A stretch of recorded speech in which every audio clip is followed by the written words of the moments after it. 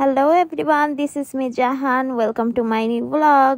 তো এটা হচ্ছে গিয়ে রিসেপশনের দিন। তো সকাল সকাল আমরা সবাই উঠে পড়ি। উঠে এখন আমরা পাহাড়পুর যাব।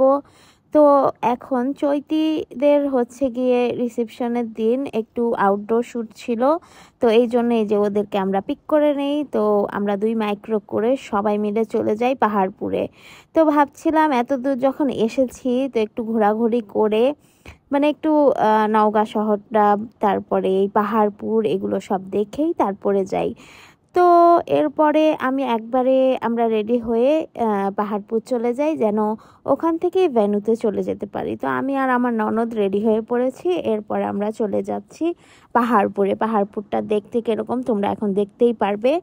তো পাহাড়পুর দেখে তারপর রিসেপশনের প্রোগ্রামে যেয়ে তারপরে আমরা আবার ঢাকাতে ব্যাকও করব।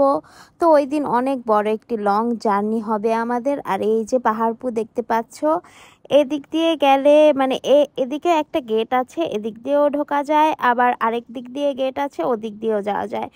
তো 2 দিক দিয়েই যাওয়া যায়। আমরা আরেকটা যে গেট আছে ওইদিকে এই যে বের হয়েছি, এদিক দিয়ে এসেছি। তো এখানে এসে আমরা এখান থেকে এই গাছের সামনেই ওর টুকটাক ছবি টবি একটু তোলা হয়।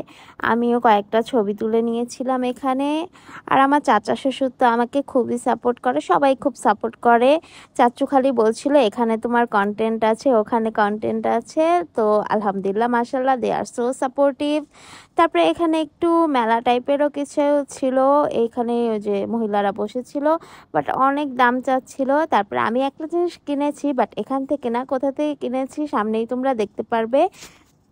এরপরে টিকিট কাটার পরে আমরা এই যে মেন গেট দিয়ে ঢুকে পড়েছি ভিতরে। তো ওখানে অনেক জিনিসই ছিল দেখার মতো।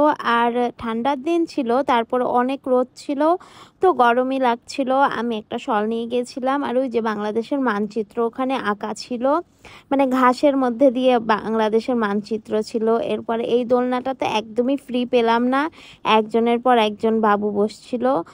তারপরে হেঁটে হেঁটে সামনে যাচ্ছিলাম। আমি তো যে জায়গা পাচ্ছিলাম সে জায়গায় ছবি তুলছিলাম, এখানে ওখানে। আর ও তো কিরকম জানোই, ও ছবি টবি তুলে দেয় না ওইভাবে করে।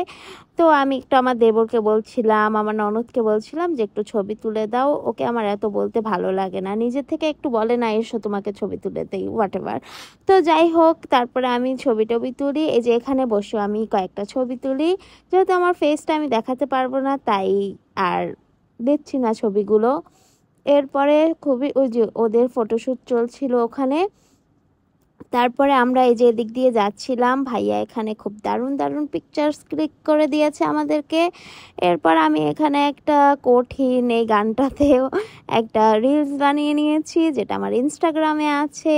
এরপরে জায়গাটা খুবই সুন্দর ছিল। আর এটা হিস্ট্রিটা আমি আসলে জানি না। আমরা গিয়েছিলাম, ওখানে ছবি টবি তোলা হয়, ফটোশ্যুট করা হয়। এরপরে চলে আসি, গুগলে দেখতে হবে আমার এটা হিস্ট্রিটা আসলে কি। এরপরে মানে অনেক তাড়াহুড়ার মধ্যে যাই আর আসি, তো তো এই কারণে ওইভাবে করে এত কিছু মানে জানতে পারিনি। তো যাই হোক, এরপরে বের হওয়ার পরে এখান দিয়ে অনেকগুলো দোকান ছিল। দোকানের ভিতর তো আমি করেছি কি, আমার ড্রেসের সাথে ম্যাচিং কোনো পার্স নেইনি।